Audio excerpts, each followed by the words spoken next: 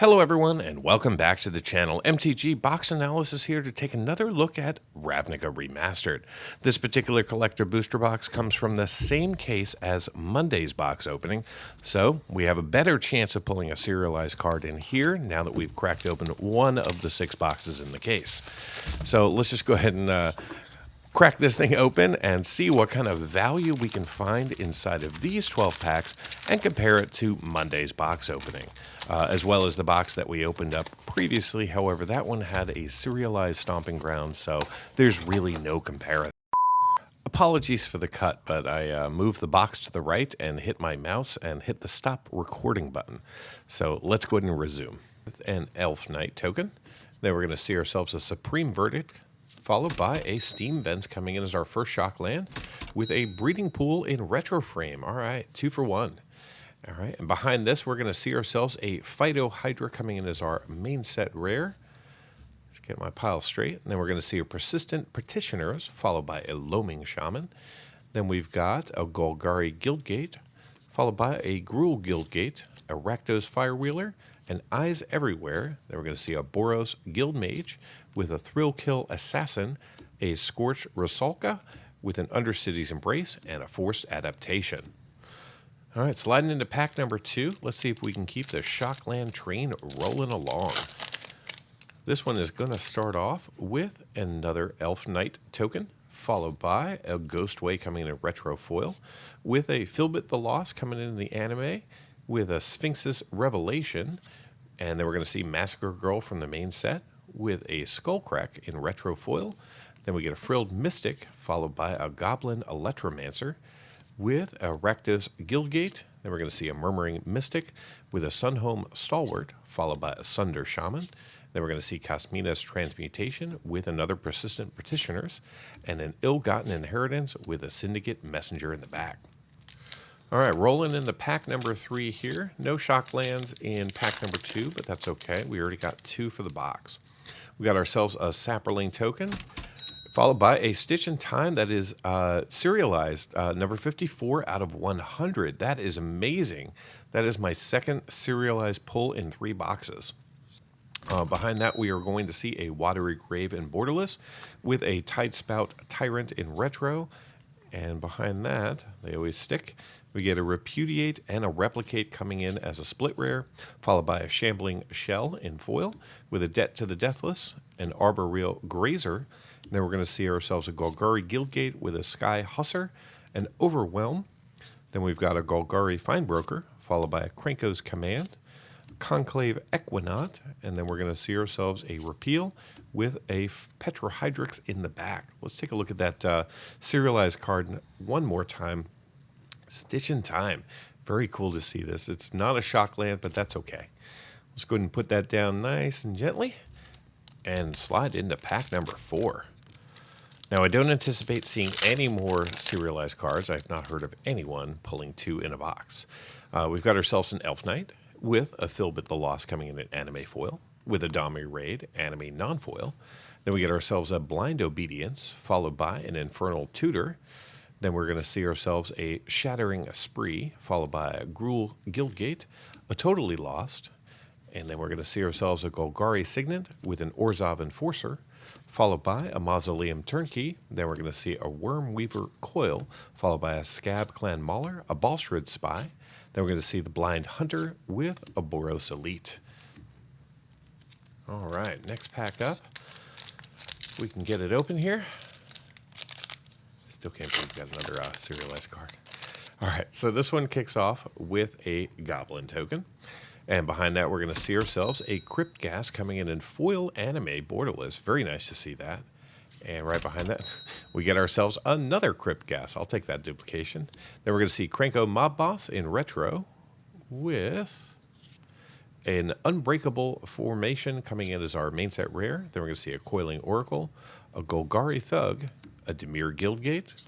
Then we're going to see a Silencia Signet with an Ultimate Price, a Homing Lightning, a Golgari Guildmage. Then we've got a Dimir Houseguard, followed by a Sprouting Renewal, Sky Knight Legionnaire. Then we're going to see a Makeshift Battalion in the back. All right, moving into pack number 6. This will be our halfway point of the box.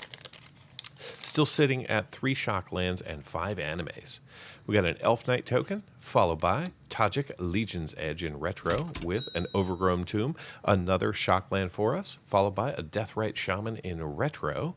And behind that, we are going to see, they always stick here, a Ghostway coming in from the main set. Then we get a Creeping Chill in retro, followed by a Crackling Drake, a Faith's Fetters, and we're going to see a Silencia Guildgate, an Izzet Guildmage, an Experiment 1, a Shark to Crab, followed by a Fresh Face Recruit, a Mugging, a Call of the Conclave, a Sinister Sabotage in the back. Awesome. All right, halfway through the box, I'd say we're doing pretty darn good. Now let's see what the second half of this box has in store for us. First pack in, we are going to see a Goblin token, followed by a Blood Crypt coming in as a foil borderless shockland. Very nice. Then we're going to see a Massacre Girl in anime, followed by a Chord of Calling in retro. And behind that, we're going to see an expansion and an explosion coming as a split rare with a Golgari Guildgate. And then we're going to see ourselves a Creeping Chill, followed by Dimir Houseguard. And behind that, we've got a Stomping Ground from the main set foil. Very nice. And then we're going to see ourselves a Skullcrack, followed by an Izzet Charm, a Night Veil Sprite, a Downsize, and then we're going to see ourselves band together with a Horncaller's Chant and an Armory Guard in the back. Wow. All right. So we're at 6 Shocklands and 6 anime. This box is doing great. Got the Saproling, followed by a Spark Double in retro. Very cool. And then we're going to see ourselves a Spark Double in the anime treatment. All right. Now we're going to see ourselves a Supreme Verdict, followed by a Pariah's Shield coming in from the main set, with a Sky Husser, Necromebia, a Krenko's Command, and then we're going to see ourselves the Boros Signet with a Conclave Cavalier, Mistral Charger, and then we're going to see a Mayhem Devil, followed by a Slitherhead, and then we're going to see a Vernati Shieldmate with a Radical Idea and a Keening Apparition in the back. All right, we are down to 4 packs, which means that we are 2/3 of the way through the box.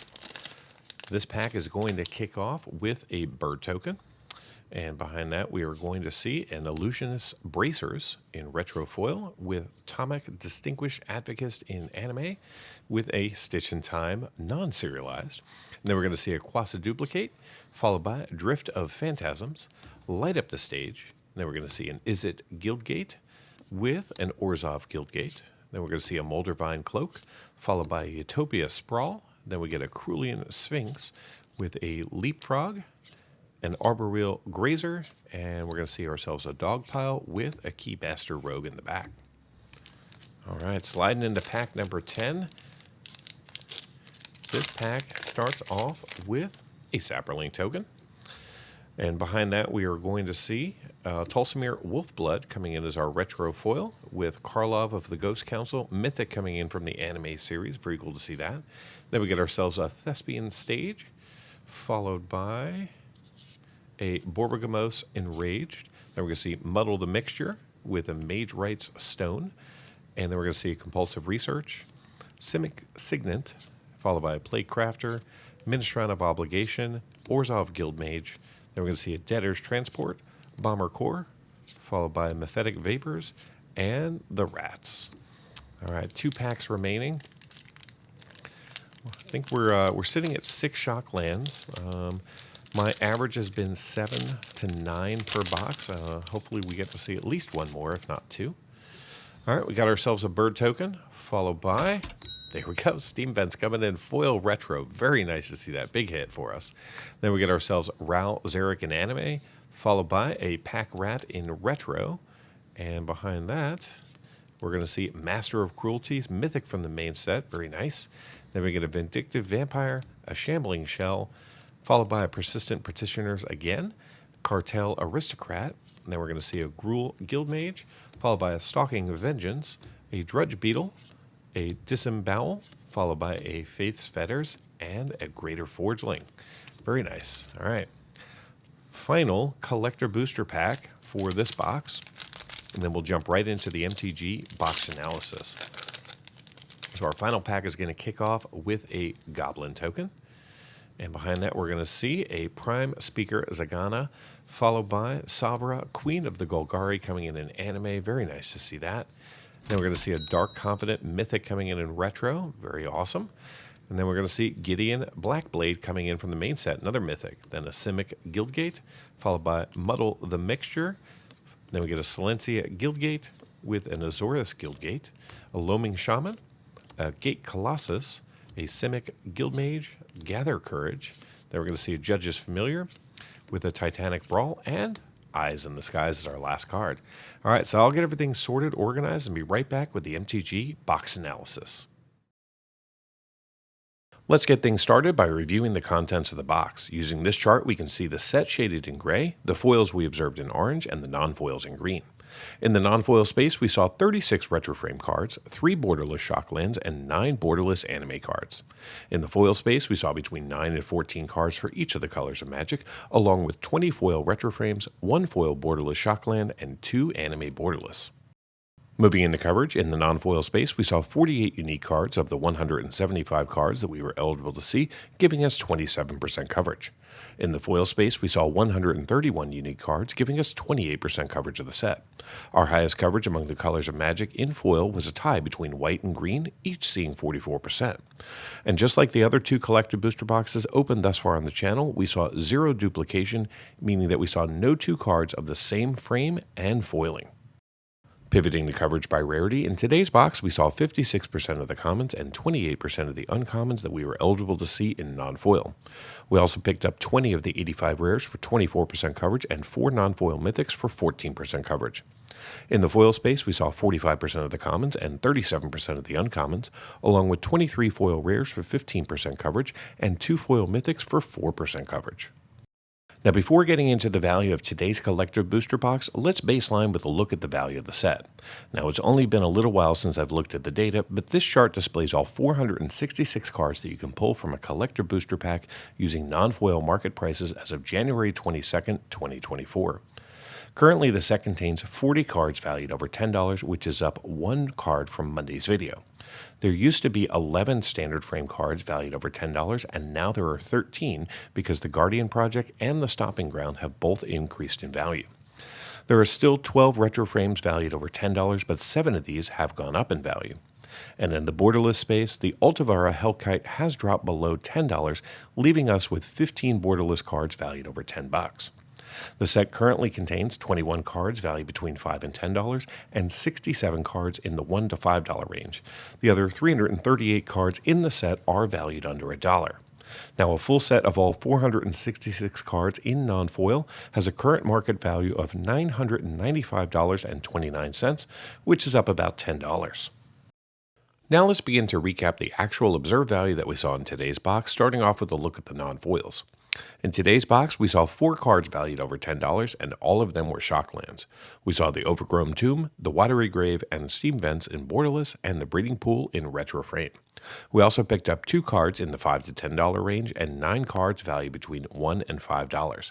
The other 33 non-foils in the box are currently valued under $1. In the foil space, we saw 3 more cards valued over $10. We saw the borderless Blood Crypt at $22.12 and the retroframe Steam Vents valued at $50.73. Our third foil was the serialized number 54 of 500 Stitch in Time. Now, currently none of these have sold on TCG Player, so there is no market price, but these are listed between $225 and $400 on the site. We were also fortunate enough to see 2 additional foils valued over $5 and 14 foils valued over $1. The other 113 foils in the box are currently valued less than $1. So how did this box perform? Well, the market price for this box as of January 22nd is $262.96, which is actually up about $5 since Monday and $8 since release. The Ravnica Remastered Collector Booster Box contains 12 packs, each with 15 cards, allowing you to see 180 cards plus tokens. Now, the 12 tokens that we saw today have a market value of $5.04. The 75 commons that we saw are valued at $11.33 combined, and the 56 uncommons are valued at $20.82. The 42 rares that we pulled are valued at $202.47, and the 6 mythics are valued at $15.10.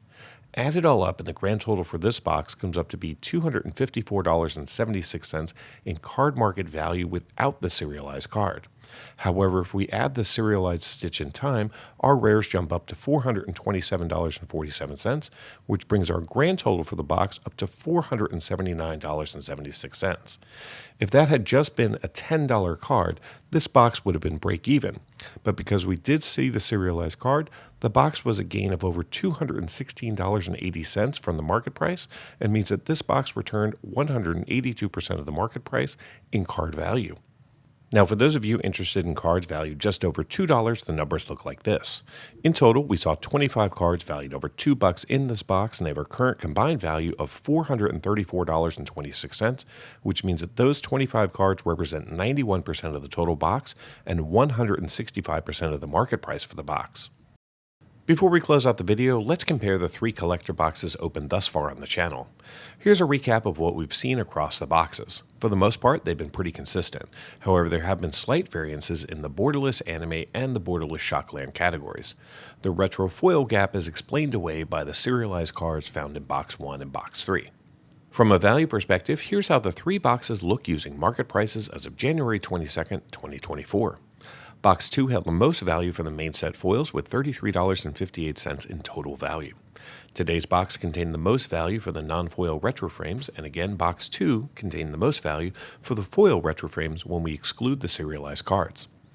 Today's box came in dead last for the borderless anime category, with Box 1 leading the charge for the non-foils and Box 2 taking the crown for the foils. Box 2 had the most value for the borderless non-foil shocklands, and today's box had the most value for the foil shocklands. Now here's a look at the total market value of the 3 boxes without the serialized cards. When compared to today's market price of $262.96, all 3 of the boxes fall short of the market price. With the serialized cards, things do change quite a bit, making Box 1 and Box 3 significant wins. However, with the pull rate of serialized cards being 1% or 1 in 100 packs, it's a big gamble since each collector booster box only has a 12% chance of seeing a serialized card. As more and more cases are cracked, you know people are going to be pulling those serialized cards and then dumping the remaining unopened boxes on the market, knowing that the likelihood of a second serialized card is almost zero. So be careful out there. Thank you so much for watching, and be sure to come back this Friday as I'm cracking open some Infinity in search of more Shocklands. Until then, do something amazing. Get early access to videos, download the analysis for every box open on the channel, and personally DM me, just like these fine people. All by becoming a member of the channel through YouTube or over at mtgboxanalysis.com. You'll find links in the description. Until next time, do something amazing.